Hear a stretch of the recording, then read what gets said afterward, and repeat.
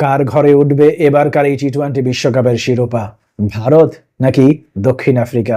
মজার বিষয় হচ্ছে এখন পর্যন্ত এবারকার এই টি-20 বিশ্বকাপে ভারত কিংবা দক্ষিণ আফ্রিকা কোনো দলই কিন্তু পরাজিত হয়নি। অর্থাৎ গ্রুপ পর্ব থেকে সেমিফাইনাল পর্যন্ত স্ব অবস্থান থেকে প্রত্যেকটি ম্যাচেই জয়ী হয়েছে ভারত এবং দক্ষিণ আফ্রিকা।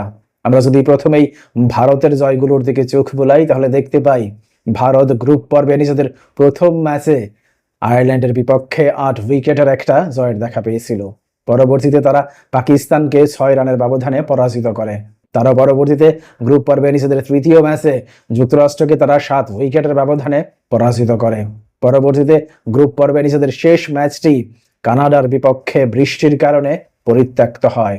পরবর্তীতে সুপার 8-এ উত্তীর্ণ হওয়ার পর সুপার 8-এ নিজেদের প্রথম ম্যাচেই আফগানিস্তানকে তারা 47 রানের ব্যবধানে পরাজিত করে। পরবর্তীতে সুপার 8-এর দ্বিতীয় ম্যাচে বাংলাদেশকে তারা 50 রানের ব্যবধানে পরাজিত করে এবং সুপার 8-এ নিজেদের তৃতীয় ম্যাচে অস্ট্রেলিয়াকে তারা 24 রানের ব্যবধানে পরাজিত করে।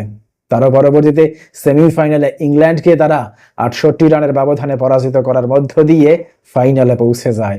দেখুন, আমরা যদি ভারতীয় ক্রিকেট দলের জয়গুলোর দিকে তাকাই তাহলে দেখতে পাই একমাত্র পাকিস্তান ছাড়া, অর্থাৎ পাকিস্তানের বিপক্ষে জয়টি ছাড়া প্রত্যেকটি জয় ভারত দাপটীয় ক্রিকেট খেলে করায়ত্ত করেছে, যে কারণে এবারকার এই বিশ্বকাপের শিরোপার অন্যতম দাবিদার ভারতীয় ক্রিকেট দল। বিশেষ করে তাদের দলীয় অধিনায়ক রোহিত শর্মা, সূর্যকুমার যাদব এবং হার্দিক পান্ডিয়া যেভাবে দুর্দান্ত ব্যাটিং করছেন, তাতে করে ফাইনালে দক্ষিণ আফ্রিকার জন্য এই 3 ব্যাটার বড় বিপদের কারণ হতে পারেন। উপরন্তু অফ ফর্মে থাকা বিরাট কোহলিও যদি ফাইনালে জ্বলে ওঠেন কিংবা ঋষভ প্যান্টও যদি ফাইনালে জ্বলে ওঠেন তাহলে দক্ষিণ আফ্রিকার জন্য বড় ধরনের বিপদের কারণ হতে পারেন এই 5 ব্যাটসম্যান। অন্যদিকে বোলিংয়েও ভারতীয় বোলাররা দুর্দান্ত ফর্মে রয়েছেন।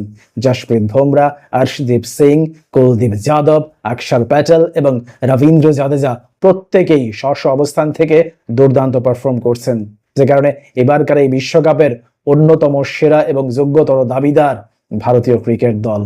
এবার যদি আমরা দক্ষিণ আফ্রিকার দিকে তাকাই তাহলে দেখতে পাই দক্ষিণ আফ্রিকাও কিন্তু এখনো পর্যন্ত সবগুলো ম্যাচেই জয়ী হয়েছে।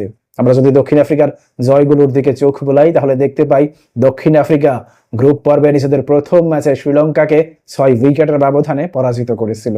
পরবর্তীতে গ্রুপ পর্বে নিজেদের দ্বিতীয় ম্যাচে নেদারল্যান্ডসকে তারা 4 উইকেটের ব্যবধানে পরাজিত করে। তারা পরবর্তীতে গ্রুপ পর্বে নিজেদের তৃতীয় ম্যাচে বাংলাদেশকে তারা 4 রানের ব্যবধানে পরাজিত করে। তারা পরবর্তীতে গ্রুপ পর্বে নিজেদের চতুর্থ ম্যাচে তারা নেপালকে 1 রানের ব্যবধানে পরাজিত করে। পরবর্তীতে সুপার 8-এ উত্তীর্ণ হওয়ার পর যুক্তরাষ্ট্রকে তারা প্রথম ম্যাচেই 18 রানের ব্যবধানে পরাজিত করে। সুপার 8-এ নিজেদের দ্বিতীয় ম্যাচে তারা ইংল্যান্ডকে 7 রানের ব্যবধানে পরাজিত করে এবং সুপার 8-এ নিজেদের শেষ ম্যাচে অর্থাৎ তৃতীয় ম্যাচে ওয়েস্ট ইন্ডিজকে তারা 3 উইকেটের ব্যবধানে পরাজিত করে। বলে রাখা ভালো, 1992 সাল থেকে 2024 অর্থাৎ এই 32 বছরে ওয়ানডে বিশ্বকাপে 5 বার এবং টি-20 বিশ্বকাপে 2 বার অর্থাৎ মোট 7 বার সেমিফাইনাল থেকে বিদায় নিতে বাধ্য হয়েছিল দক্ষিণ আফ্রিকা। অবশেষে 32 বছরের অপেক্ষার অবসান ঘটিয়ে আফগানিস্তানকে পরাজিত করার মধ্য দিয়ে প্রথমবারের মতো টি-20 বিশ্বকাপের ফাইনালে উত্তীর্ণ হলো দক্ষিণ আফ্রিকা, যে কারণে দক্ষিণ আফ্রিকাও নিশ্চয়ই মনে প্রাণে চাইবে এবারকার এই টি-20 বিশ্বকাপটি নিজেদের করে নিতে। উপরন্তু আমরা যদি দক্ষিণ আফ্রিকার ব্যাটিং লাইন আপের দিকে তাকাই তাহলে দেখতে পাই সেখানে রয়েছেন Heinrich Klaasen, Aiden Markram, Quinton de Kock এবং রিজা হেনরিক্স কিংবা ডেভিড মিলারের মতো আক্রমণাত্মক সব ব্যাটার। অন্যদিকে বোলিংয়ে রয়েছেন Anrich Nortje, Kagiso Rabada, Marco Jansen, Keshav Maharaj এবং তাবরেজ শামসির মতো দুর্দান্ত সব বোলার, যে কারণে ফাইনালে আমরা দুর্দান্ত একটা ফাইট দেখতে যাচ্ছি এ কথা বলাই যায়। অর্থাৎ যদি স্পোর্টিং উইকেটে খেলা হয় কিংবা ব্যাটিং উইকেটে খেলা হয় তাহলে 2 দলেরই কিন্তু সমান সুযোগ থাকবে ফাইনালে নিজেদেরকে প্রমাণ করার। সেক্ষেত্রে আপনি আগে থেকে কখনোই বলতে পারবেন না ভারত এই বিশ্বকাপে চ্যাম্পিয়ন হবে কিংবা দক্ষিণ আফ্রিকা এই বিশ্বকাপে চ্যাম্পিয়ন হবে।